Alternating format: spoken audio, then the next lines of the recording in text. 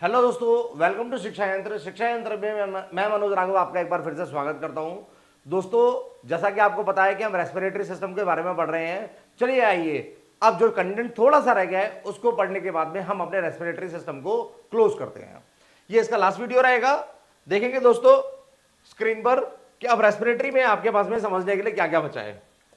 तो फिनोमेना रहेगा, आप यह स्टेटमेंट को देख पा रहे हैं, when we breathe in we lift our ribs and flatten our diaphragm. आप इन दो चीजों से सबको ध्यान रखेंगे। यहां पर एक रिब्स की बात हो रही है और डायफ्राम की बात हो रही है, ठीक है ना। तीसरा चेस्ट कैविटी, पहले इनके बारे में पढ़ लेते हैं। रिब्स का मतलब हो गया ये, आप अगर अपने इस एरिया में हाथ लगाकर देखेंगे तो यहां पर जो एक केज बना हुआ है, केज का मतलब एक जाल सा जो बना हुआ है, ठीक है ना, हड्डियों का, इसको रिब्स बोला गया है। उसके बाद में आपने देखा होगा, हम जब कभी सांस लेते हैं तो सांस लेते समय रिब्स हमारे ऐसे करते हैं, ऐसे मूव, ठीक है। तो जब भी हम ब्रीथ इन करते हैं, सांस अंदर की तरफ लेते हैं, तो हमने सांस अंदर ली और ये रिब्स ऊपर की तरफ आ गए। When we breathe in we lift our ribs. Ribs के बाद में फिर बोला एंड फ्लैटन आवर डायफ्राम। यहां पर एक डायफ्राम नाम की चीज होती है, जिसको मैं अभी आपको इमेजिनेशन में दिखाऊंगा, पिक्टोग्राफिक फॉर्म से दिखाऊंगा। तो यह कि जो ये जो डायफ्राम होता है, एक लेयर होती है, वो क्या फ्लैट हो जाती है। सांस अंदर ली, वो फ्लैट हुई। फ्लैट होने के बाद में लंग्स बड़े हुए, वो फ्लैट, भाई ऐसा अगर कोई चीज ऐसे रहेगी तो ऊपर के हिस्से को जगह कम मिल रही है, और वो फ्लैट हो जाएगी तो ऊपर के हिस्से को जगह ज्यादा मिल रही है। तो यहां पर क्या हुआ, सांस अंदर ली, तो सांस अंदर लेते समय डायफ्राम जो था वो क्या हो गया, फ्लैट हो गया। फ्लैट होने से क्या हुआ, ऊपर स्पेस बन गया। स्पेस बन गया लंग्स के पास, लंग्स के पास स्पेस बन गया तो क्या होगा, अब हम ब्रीथ इन कर सकते हैं। ब्रीथ इन करते समय डायफ्राम फ्लैट हो जाता है, लंग्स को स्पेस मिल जाता है, और उसके बाद में क्या होता है, हमारे रिब्स ऊपर की तरफ आ जाते हैं। और क्या लिखा हुआ है, and as a result the chest cavity becomes larger. और ये जो कैविटी है, जो ये एरिया है, जो चेस्ट वाला एरिया है, ये चेस्ट कैविटी क्या होती है, बड़ी हो जाती है। बोलते हैं ना, फुला के दिखाओ, अंदर गैस लेकर, ठीक है ना, फुला कर दिखाओ तो हम कहते हैं, तो ये एरिया बड़ा हो गया, मैक्सिमाइज हो गया, चेस्ट कैविटी बड़ी हो गई। फिनोमेना समझ में आया होगा कि सांस अंदर ली है, सांस अंदर लेने के बाद में फिर क्या हुआ है, रिब्स ऊपर आए हैं, डायफ्राम फ्लैट हुआ है, जगह बनी है, गैस अंदर गई है। चलिए ठीक है, आगे देखेंगे। Because of this air is sucked into the lungs and फिल्स the expanded alveoli. और एल्वेलाई जो लंग्स के अंदर मौजूद है, कूपिकाएं, वो भर जाती है। देखिए ये डायफ्राम है, आप यहां देख रहे हैं कि डायफ्राम जैसे ही फ्लैट होता है जगह बढ़ जाती है। डायफ्राम जैसे बड़ा होता है, देखिए ना, फ्लैट होता है, जगह बढ़ जाती है। तो ये जगह बढ़ने से क्या होता है कि जब ये डायफ्राम इस तरह से रहेगा, देखिए अब इसकी स्टेट कैसी है, ये वाली स्टेट कैसी है, और अब ये वाली स्टेट कैसी है। ये अब भी मैं फिर एक बार फिर से दिखाता हूं आपको। देखिए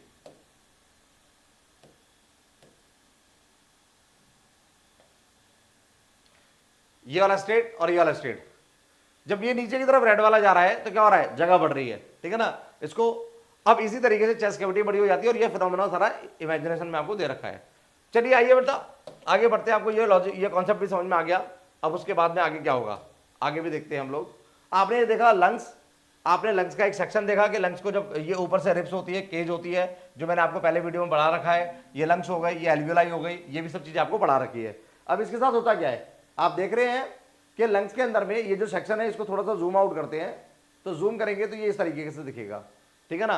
ये हमारे पास है ब्रोंकाई, ब्रोंक्यूल्स, और ये एल्वियोलाई सैक हो गए, ये एल्वियोलाइज हो गई, ये एरिया, इनके अंदर में जगह, ये डायफ्राम हो गया नीचे का हिस्सा, ये वाला हिस्सा, ये रहा डायफ्राम, और ये लंग्स को जगह मिलती है। इस तरह से कुछ रहता है। और ये जो एरिया है, ये वाला सारा एरिया इस तरह से आगे चल के यहाँ पर भी ये सारा एरिया, ये क्या कहलाता है, चेस्ट कैविटी कहलाता है। क्या कहलाता है, चेस्ट कैविटी कहलाता है, चेस्ट कैविटी एरिया कहलाता है, ठीक है ना। तो अब बात करते हैं यहां की, आगे की। तो आगे आप लोग क्या देखेंगे, ब्रोंकाई ये पार्ट्स हो गए, फटाफट फटाफट, विंड्स पाइप के ब्रांचेस हो गई। मैं इसको आगे बढ़ा देता हूं क्योंकि ये सब चीजें आपको पता है, यहां पर टाइम वेस्ट नहीं करते हैं। एल्वियोलाई हो गया, एल्वियोलाई को आप देखेंगे तो इनलार्ज करते हैं। एल्वियोलाई कूपिकाओं के साथ में ये जो बाल नुमा, गुब्बारे नुमा जो संरचना है, इसके साथ में क्या होता है, अब यहां पर गैसेस भरती है, तो ये असल में देखने में कुछ इस तरह की होती है। इनके चारों तरफ क्या होता है, ब्लड वेसल्स होती है। लिखा हुआ है the thin walls of alveoli are closely surrounded by a network of blood capillaries. ये रुधिर वाहिकाओं के एक नेटवर्क से घिरी होती है। मैंने आपको डाइजेशन में बताया था कि जो हमने खाना पचाया था, सिंपल किया था, वो इंटेस्टाइन के द्वारा ब्लड में चला गया था। इंटेस्टाइन में विलाई थी, उन्होंने क्या किया था, उसको ब्लड में डाल दिया था। यहां पर ये जो एल्वुलाई है, एल्वुलाई के पास तक क्या जाता है, गैसेस जाती हैं।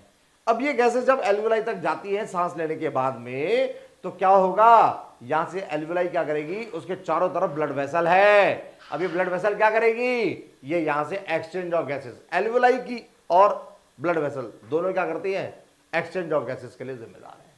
देखिए अब वो कैसे जिम्मेदार है वो दिखाता हूं मैं आपको। ब्लड वेसल्स कैसी होती है, थिन, पतली वाली होती है, इसकी लेयर भी पतली होती है। आप देखेंगे, ये देखिए स्क्रीन पे, अब कैसे गैसेस एक्सचेंज करती है वो दिखाता हूं मैं आपको। सांस ली, during the oxygen enters the lung and into the alveoli, alveoli तक ऑक्सीजन को पहुंचाते हैं। देखिए ऑक्सीजन जाएगा, ये ऑक्सीजन आपका पूरे ट्रैक के द्वारा एक एल्वुलाई में पहुंच गया। अब एल्वुलाई में पहुंचने के बाद में ये एल्वुलाई जो थी, इसने क्या करा, इसको इनलार्ज करते हैं। The alveoli are surrounded by blood capillaries, अभी अभी बताया मैंने कि इसके चारों तरफ ब्लड कैपिलरीज होती है, जैसे एल्वुलाई है, और इसके चारों तरफ क्या है, ब्लड कैपिलरीज है ब्लड कैपिलरीज। अब क्या होगा, ब्लड कैपिलरीज क्या करेगी, ये ब्लड वेसल्स का एक्सचेंज करेंगे, ब्लड का एक्सचेंज करेंगे। देखिए एल्वुलाई ये रही, ब्लड कैपिलरी ये रही, अब यह एक्सचेंज ऑफ गैसेस होगा। क्या एक्सचेंज ऑफ गैसेस हुआ वो आप देखेंगे। ब्लड के अंदर में एक्सचेंज किस तरह से हो रहा है वो देखिए आप। ये ब्लड क्या कर रहा है, फ्लो कर रहा है कैपिलरीज के अंदर में। The haemoglobin present in the blood, RBC, हमें पता है कि ब्लड के आरबीसी के अंदर में हीमोग्लोबिन होता है। वो क्या करेगा, absorbs oxygen from the thin walls of the capillaries. वो क्या करेगा कि यहां पर जो ऑक्सीजन मौजूद होगा, यहां पर जो O2 मौजूद होगा, ये O2 जो मौजूद होगा, ऑक्सीजन जो मौजूद होगा, जो एल्वुलाई के अंदर है, ये O2 को यहां से यहां पर ले लेगा। ये पतली जगह है, ये लेयर भी पतली है और ये लेयर भी पतली है, थिन थिन है, तो क्या करेगा, यहां से इसके पास चला जाएगा, ठीक है ना। ये O2 सॉरी यहां से नहीं जाएगा, ये डायरेक्शन गलत मैंने बना दिया, यहां आएगा, ठीक है ना। जो एल्वुलाई से, अच्छा अभी तो हम ब्लड में एंटर कर रहे हैं, तो ऑक्सीजन का तो एंटर होता है, ऑक्सीजन कहां जाता है, एक्सचेंज करते समय CO2 बाहर आएगा।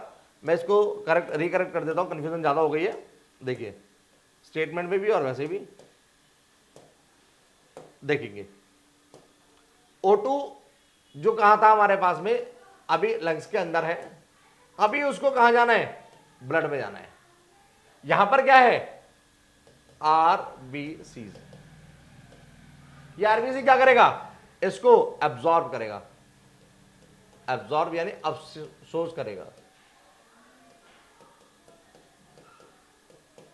ठीक है ना, अवशोषण करेगा इसका। और ये सारा O2 कहां चला जाएगा, ब्लड में चला जाएगा, इस पतली झिल्ली के द्वारा एब्जॉर्प्शन हो जाएगा। एब्जॉर्प्शन हो गया, वही यहां लिखा हुआ है, oxygen from the thin walls क्या करेगा, कैपिलरीज की थिन, इनको एल्वुलाई की पतली झिल्ली और ये ब्लड कैपिलरीज की जो पतली झिल्ली है, यहां से पार होकर यहां चला जाएगा।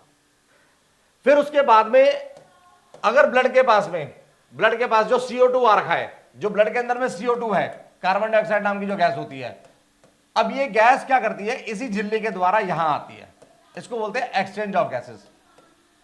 क्या हुआ, CO2 कहां आ गई, यहां, और यहां का O2 क्या हो गया, O2 के साथ में क्या हुआ, अगर आप देखेंगे तो O2 कहां चला गया, यहां, O2 कहां चला गया, बाहर, और CO2 कहां आया, अंदर। तो एक्सचेंज ऑफ गैसेस जो हो रहा है वो इस जोन में हो रहा है, एक्सचेंज ऑफ गैसेस जो हो रहा है वो इस जोन में हो रहा है, यहां हो रहा है। जो कैपिलरीज है वो एल्वुलाई के चारों तरफ क्या हो रखी है, सराउंडेड हो रखी है। वो आपको दिख ही रहा है कैसे सराउंडेड हो रखी है, और एक्सचेंज ऑफ गैसेस यहां पर होता है। उम्मीद करता हूं कि चीजें आपको अच्छे से समझ में आ रही होंगी। चलिए आइए कि एक नेक्स्ट स्लाइड पे हल्का सा प्रोसेस और देख लेते हैं, ठीक है ना। ये जो चीजें चल रही है, और कोशिश करता हूं कि आपको अच्छे से ये सब चीजें, एक्सचेंज वाला जो सिस्टम है, समझ में आया होगा। इसी के साथ में आपका रेस्पिरेशन यहां खत्म हो जाएगा कि रेस्पिरेशन, देखिए आप एक्सचेंज ऑफ गैसेस आपको दिखा रहा है थोड़ा सा डिजिटलाइज फॉर्म से। Oxygen is carried to all the tissues of the body. Obvious simple सी बात है कि ब्लड क्या करेगा, अब सारी बॉडी पार्ट के पास में ऑक्सीजन को लेके चला जाएगा।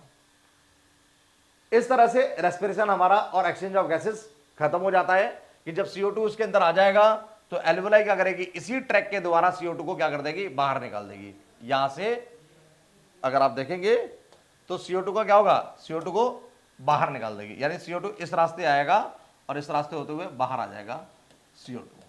O2 क्या हुआ था, O2 इसी रास्ते कहां गया था, अंदर गया था, ऑक्सीजन एयर अंदर गई थी। O2 कंटामिनेटेड एयर, अंदर क्या जाता है एयर, बाहर क्या आता है CO2। उम्मीद करता हूं कि आपको रेस्पिरेशन इन ह्यूमन बीइंग अच्छे से समझ में आया होगा। मैं नेक्स्ट वीडियो फिर से लेकर आ रहा हूं आपके लिए, जहां पर मैं बताऊंगा कि प्लांट्स गैसेस को एक्सचेंज कैसे करते हैं। कीप लर्निंग, कीप वॉचिंग, जरूरतमंद लोगों तक जरूर पहुंचा दें।